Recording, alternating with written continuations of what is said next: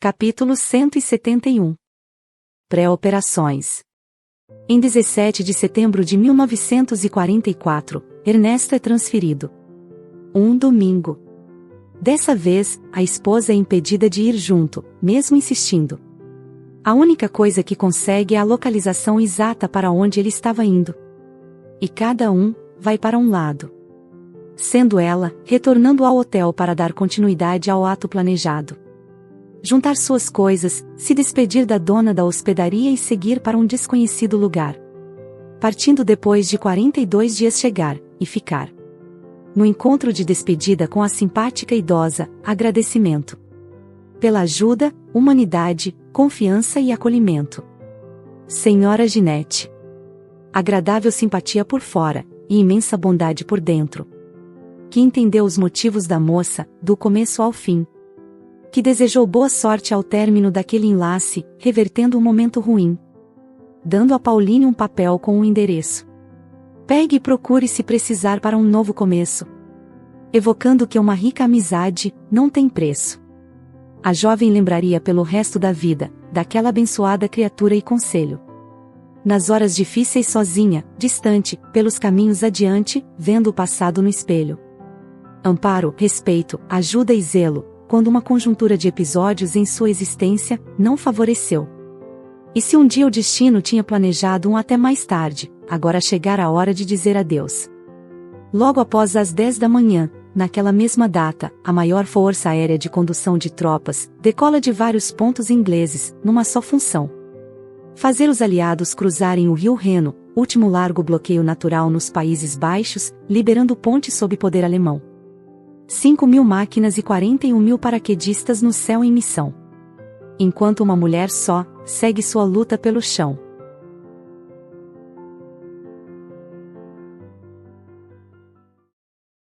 Capítulo 172. No limiar da ilusão. Infelizmente, as forças aliadas sofreram mais perdas na chamada Operação Market Garden, iniciada naquele dia, do que na colossal invasão passada na Normandia.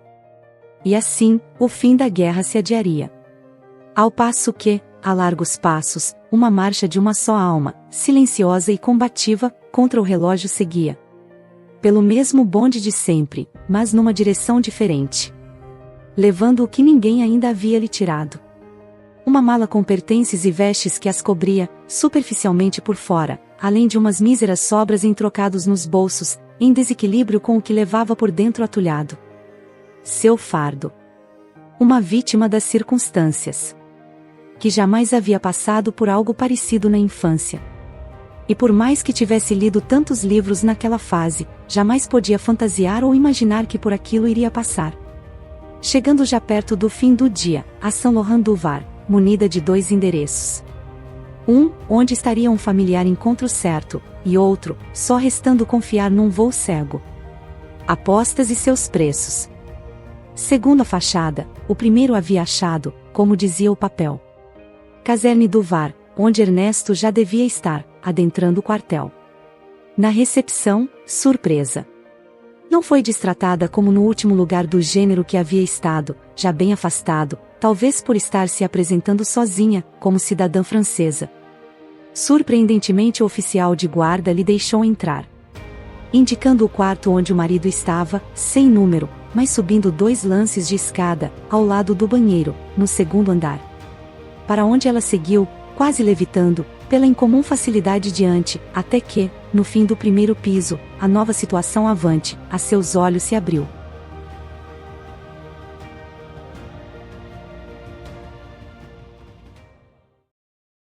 Capítulo 173. Aragens de cordeiros. Dos pés à cabeça, se formou uma visão. Botas castanhas escuras, idem achas de lenha, num soldado perante uma porta, fazendo a supervisão. De uniforme em marrom mais claro, com listas saindo das mangas em detalhes verde musgo.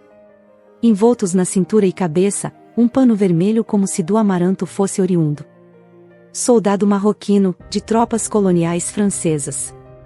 Um beduíno, sem capacete ou tradicional turbante, de arma em posse para defesa. Pauline se aproximou e pediu para no quarto entrar. Seu corpo ensaiou um calafrio, mas sua coragem e gana de ver o marido os trataram de afastar. O militar, da passagem, se retirou. Se a mulher havia conseguido chegar tranquilamente até ali, não era ele que a barraria, pode ser que pensou. E ela entrou. Ernesto estava deitado, sem mais ninguém dos lados, e ao vê-la, sobressaltou. Um novo abraço ganhou. Contou que não estava sentindo tanta dor assim, conforme o plano compartilhado e agora comemorado. Mas, ser transferido para lá, significava um fim. Pelo menos no capítulo de sair de onde vinha sendo maltratado. Mesmo que para o que quer que fosse que viesse na sequência, não tivesse se preparado.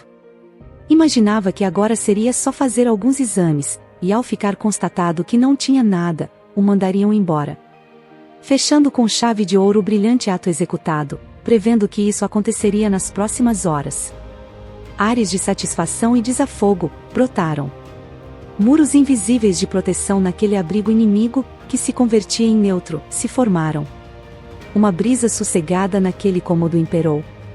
Pena ter durado só 10 minutos, quando um novo vento avassalador soprou.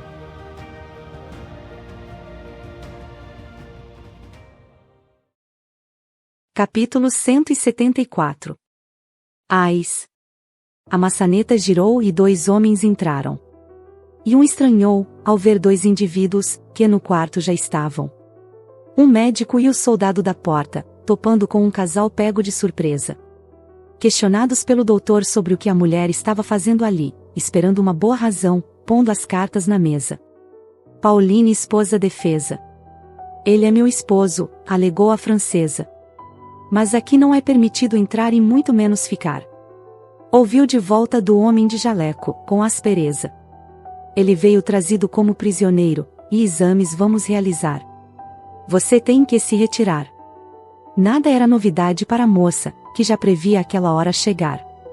E fez as últimas perguntas para se orientar. E quando poderei vê-lo de novo? Como faço para visitar? Escutando a resposta do clínico, num misto de alívio e desespero, ao anunciar: não permitimos visitação nessa situação. Mas como ele tem um documento que o certifica ser francês cidadão, podemos abrir uma exceção para você, nos próximos dias após ser operado, e antes de o devolver para a original jurisdição. A desculpa do problema para ser transferido tinha dado certo.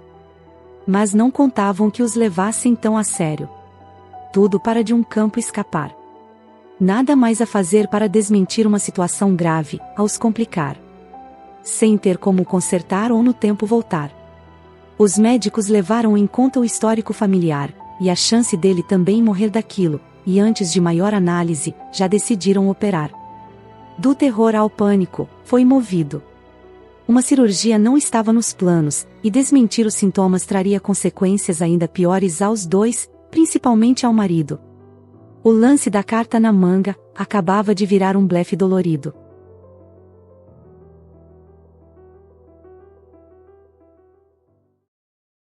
Capítulo 175. Senhora Morte e terror invisível. Naqueles dias, havia mulheres lutando com armas na guerra. Lyudmila Pavlichenko, franco-atiradora russa, foi uma delas. Em junho de 1941, aos 24 anos, cursava História em Kiev, quando o nazismo invadiu a União Soviética.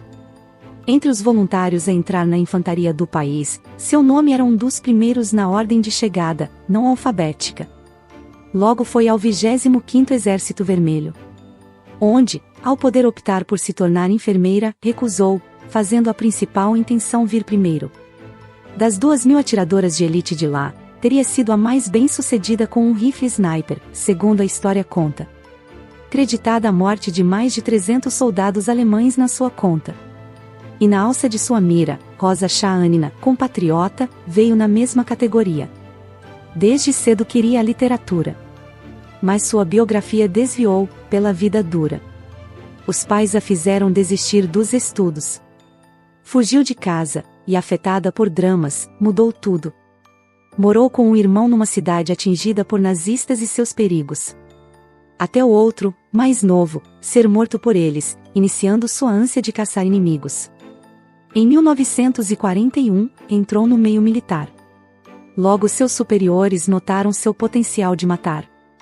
Sniper aos 20 anos. Com fúria, revolta e ânimo. No comando da 184ª Divisão de Rifles, fez a primeira vítima a 400 metros, abalando Hitler. 1 a 1, baixou 54 atiradores. Feito e flores. Temida na Prússia Oriental, famosa em jornal.